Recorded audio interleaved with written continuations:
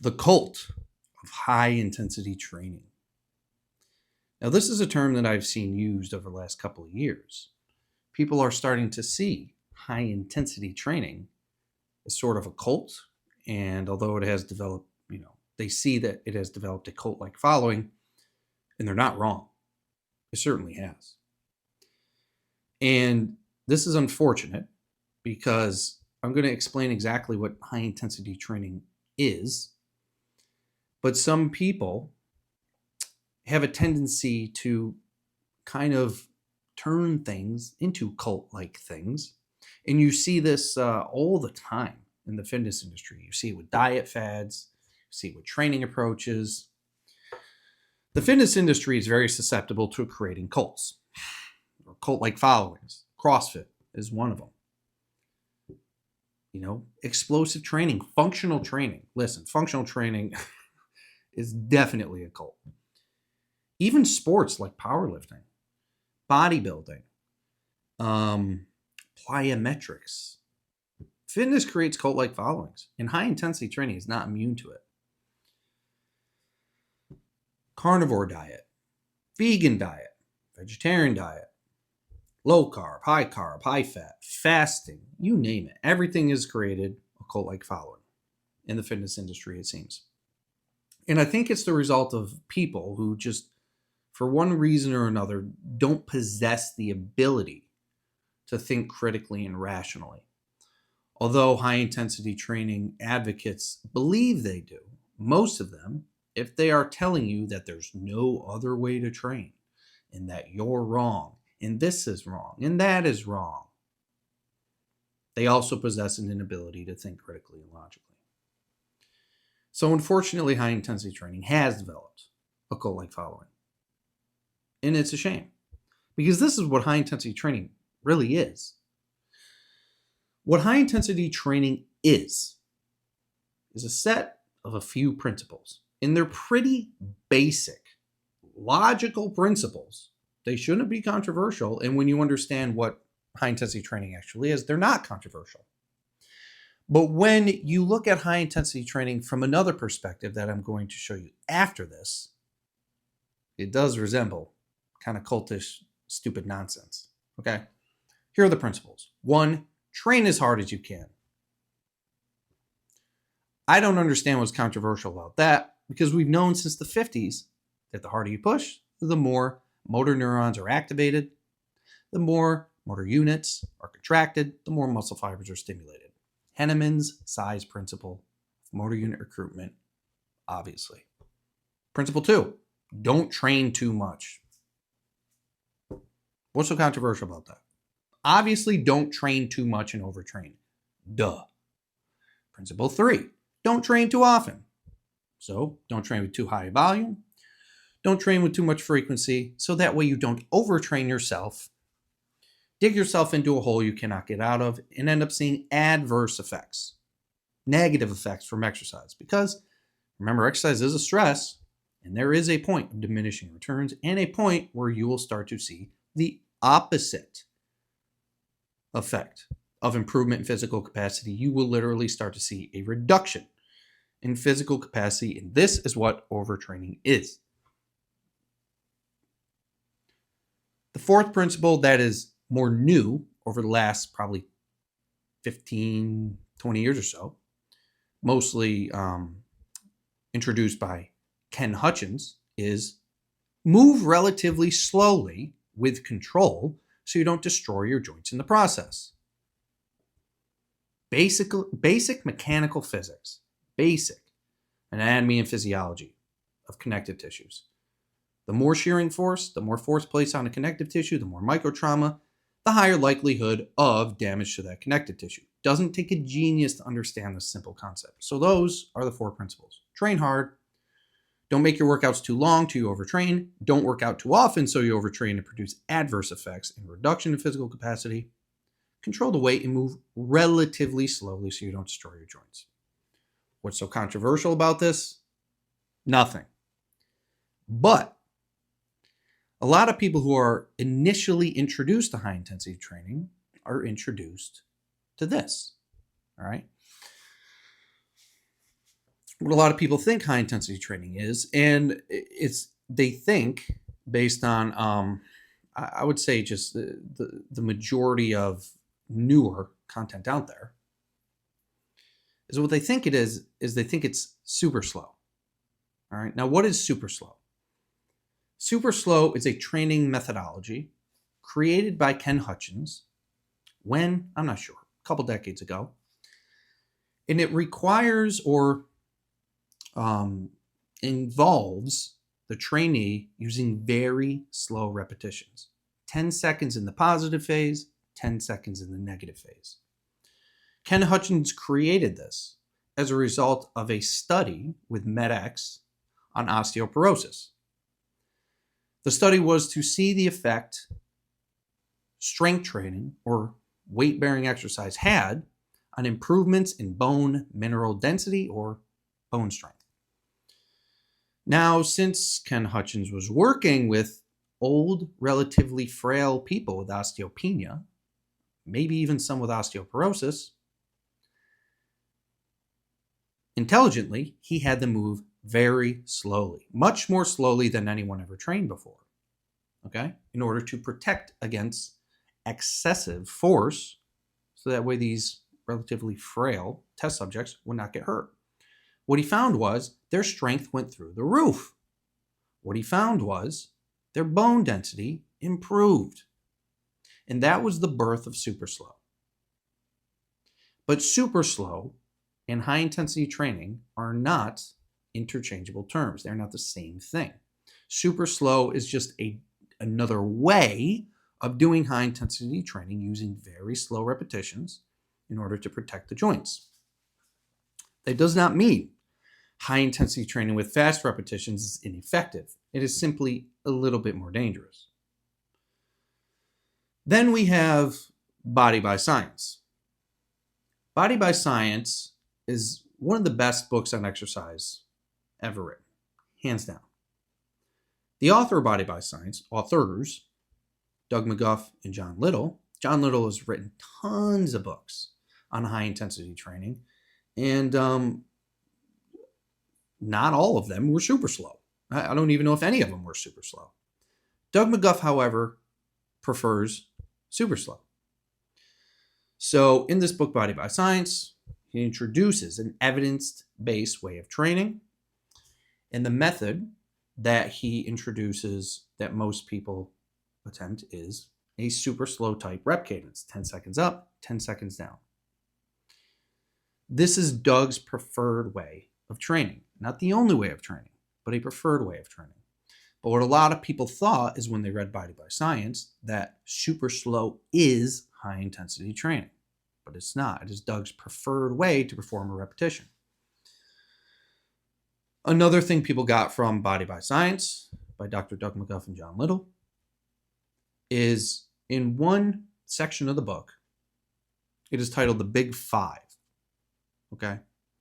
Doug McGuff and John Little give an outline of a very basic starting point or starting workout for newbies to begin with strength training. The Big Five. What's this include? 5 exercises. Leg press. I believe the 5 exercises are leg press, chest press, row, pull down, overhead press. Addressing all the major muscle groups in the body as a starting point, a foundation from which you can add and remove exercises perfectly outlined in the book. Although when people read this book, they interpreted high intensity training as you only do 5 exercises once a week with one set, lifting and lowering the weight for 10 seconds each direction, and some sort of, and you're going to look like a bodybuilder. Now, this is what idiots who didn't actually read the entire book interpreted this as. And that was the birth of this really bizarre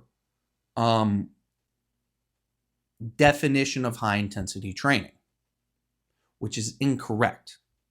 Okay. High intensity training is not 5 exercises, one set, one day a week with 10 seconds in each direction repetitions. Going back to what I previously said, high-intensity training is a set of principles. Train as hard as you can to muscle failure, ideally. 2, don't train too long. Don't make your workouts too long because there's a point of diminishing returns. Duh. Point 3, don't train too often so that way you don't produce so much stress that your body cannot adapt and recover from it. You don't produce adverse effects. Duh. 4, move relatively slowly so you do not destroy your joints in the process of stimulating your muscles. Relatively slowly does not mean it requires 10 seconds. It means control the upper and lower turnarounds, do a relatively slow negative to maintain continuous loading. Go relatively slow on the positive phase so that way momentum isn't carrying the load. So when you're looking at high intensity training from that second perspective, and a bunch of people jump onto this bandwagon and say, hey, look at me. I only train once a week. I only do 5 exercises and I do 1 set and I move for 10 seconds and I am smarter and better than all of you. That's what I've noticed a lot of newer high intensity training trainees and advocates do. It's just like this way to try to one up people. And then it develops a cult. All right? This is a problem. We do not want high intensity training to become a cult. You know, I saw a picture on Facebook once of, one of my Facebook friends, whatever, high intensity training trainee, not an instructor, not a writer, not a coach, nothing, just someone who does high intensity training. He took a picture of the book Body by Science, and the caption was the Holy Bible. Of course, I told him to take it down because we do not want high intensity training to become a damn religion. There are some people who do this, okay? And unfortunately, almost every fitness approach is going to be subject to these types of people. And if you don't know any better, and if you don't know what high intensity training actually is, it may appear to be cultish. It may turn you off.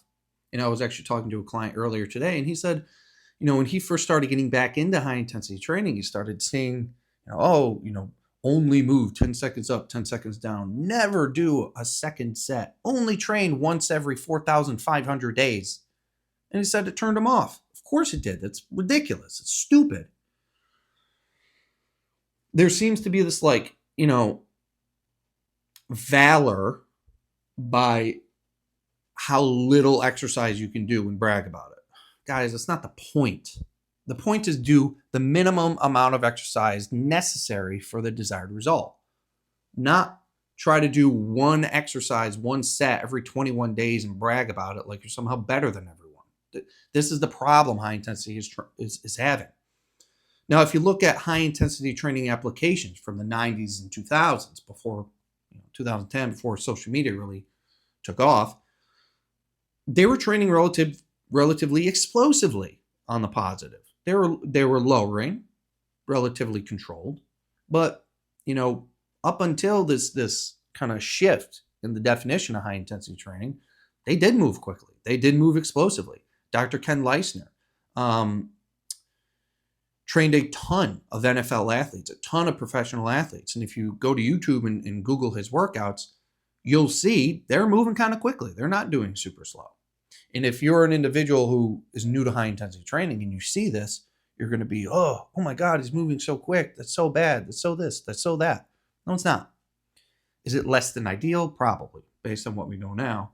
But high intensity training has been around for a long, long time because it's just basic exercise physiology principles based on how to recruit motor units, based on how to adjust your training volume and frequency to what you can recover from and adapt to. And look, I've got some books here. Strength Fitness, right? By Wayne Westcott. Physiological Principles and Training Techniques. Does this say high intensity training? No. This is just basic exercise physiology by Wayne Westcott. 1987, okay? A Practical Approach to Strength Training. Matt Brzezicki. When's this from? 1989. So if you guys think high intensity training is some new thing, this has been around forever. And And the way these individuals would train is not in a super slow fashion, but they are focusing on the principles of high intensity training, which I explained earlier. Building strength and stamina, Wayne Westcott, 1996. And of course, a lot of people know Dr. Ellington Darden, Sean Ray on the front, I believe. Is it? Yeah. I don't even know if Sean Ray did high intensity training. I didn't think he did. Ellington Darden, this is from 1992. Okay? This is not a new thing. It is becoming more popular again, but I need you to remember high intensity training is not super slow. High intensity training is not Body by Science. Body by Science explains the physiology behind high intensity training. And if you want to read this book, I highly recommend you do, because it explains a lot of physiology outside of just basic HIIT training principles. I'll put a link in the description for Doug's book. Body by Science is not high intensity training. High intensity training is a set of principles. You can do high intensity training whichever way you damn well please, with whichever tool you damn well please. You can do it with Nautilus equipment. You can do it with Med-X equipment. You could do it with free weights. You can even do it with body weights. You could do it with a bag of firewood, for all I care, as long as you're adhering to the principles. Okay. So let's try to turn it around and make high intensity training less of a cult, but more of a very simple, practical, safe, sustainable approach to fitness. Okay? So that's it for today. I just wanted to clear that up, because it seems with this new wave of high intensity training, people are defining it a way that it shouldn't be defined, as a training method, because it's not a method, it's a set of principles. High intensity training is also not time under load training. I don't know where the hell that term came from, but time under load training is not a type of training. Time under load is just a way to measure your improvements in strength or a way to measure your set. So don't make it a cult. Just keep it a practical training approach for a lot of people who don't have the time to go to the gym 6 or 7 days a week. And if you do, that's fine. That's going to work generally just as well, considering you are recovering and you are training hard enough. If that isn't working for you, the traditional bodybuilder, CrossFit, whatever approach, and you're not building muscle, you're not getting in shape, then consider high intensity training. Focus on pushing harder. Focus on recovery. Focus on protecting your joints by going to goldenarrowsystem.com and trying my program. Most people who try the other things and they don't work, high intensity training always works. So we can say that about high intensity training, that it is, if done correctly, absolutely fail-proof. All right? Don't forget to hit the like, subscribe, the bell notification icons. You can be notified when I do more videos.